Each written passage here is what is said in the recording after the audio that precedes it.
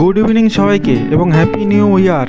আজ আবার চলে এলাম নতুন একটি ভিডিও নিয়ে। আজ যাচ্ছি মহানাথ। তাহলে চলো ভিডিওটি শুরু করা যাক। হুগলি জেলার পান্ডুয়া থেকে কিছুটা দূরেই আছে মহানাথ। এই মহানাথ গ্রামে রয়েছে ব্রহ্মময়ী কালী মন্দির, আর আছে বহু পুরনো একটি শিব মন্দির, জটেশ্বর শিব মন্দির, আর একটি পার্কও রয়েছে। তাহলে চলো মহানাথটা ঘুরে দেখা যাক। মহানাথ বাজারটা পার করেই তোমরা দেখতে পাবে মহানাথ কালীবাড়ির এই লোকেশন সিম্বল। এই দিক থেকে সামনে একটু এগিয়ে গেলেই ভেতর দিকে গ্রামের ভেতরে মন্দিরটি রাস্তা আছে, দেখতে পাবে। আমি এখন মহানাথ মন্দিরের সামনে চলে এসেছি। এখানে গাড়ি পার্কিংয়ের কোনো অসুবিধা নেই, গাড়ি রাখার অনেক জায়গা রয়েছে, 2 চাকা 4 চাকা সব রকমই। এই হচ্ছে ব্রহ্মময়ী মায়ের মন্দির, অর্থাৎ মহানাথ কালীবাড়ি। তাহলে চলো মন্দিরের ভিতরে প্রবেশ করি।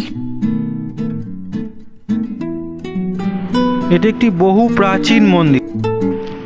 এখানকার স্থানীয় লোকেদের মুখে শুনলাম যে রানী রাসমণি এই মন্দিরের কাঠামো দেখেই তিনি দক্ষিণেশ্বর মন্দির এইরকমভাবে তৈরি করেছিলেন।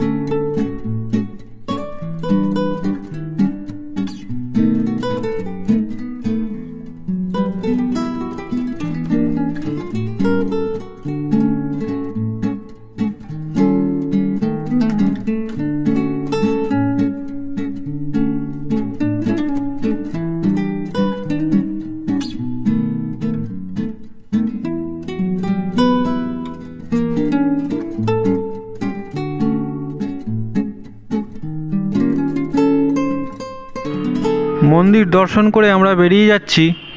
এবার যাব চন্দ্রদিঘি পার্কের দিকে। তো চলো, সামনে চৌমাথা থেকে সোজা গেলেই চন্দ্রদিঘি পার্ক, আর বাঁ দিক দিয়ে গেলে জটেশ্বর শিব মন্দির।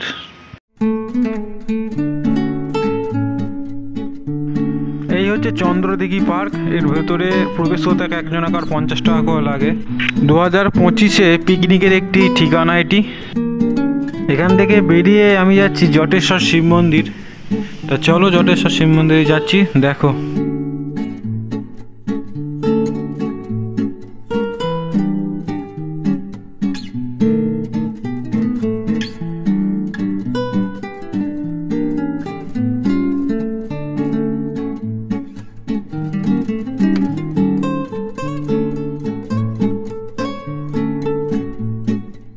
এসেছি অতি প্রাচীন সেই জটেশ্বর শিব মন্দিরের সামনে।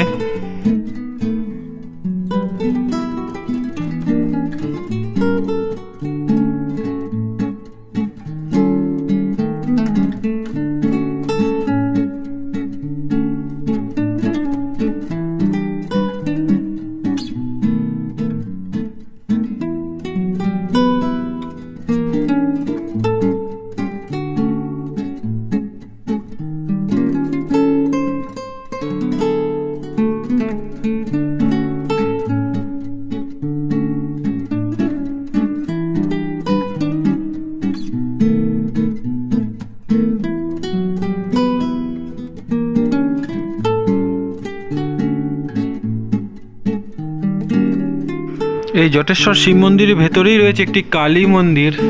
এটি একটি উপরি পাওনা বলতে পারো তোমরা।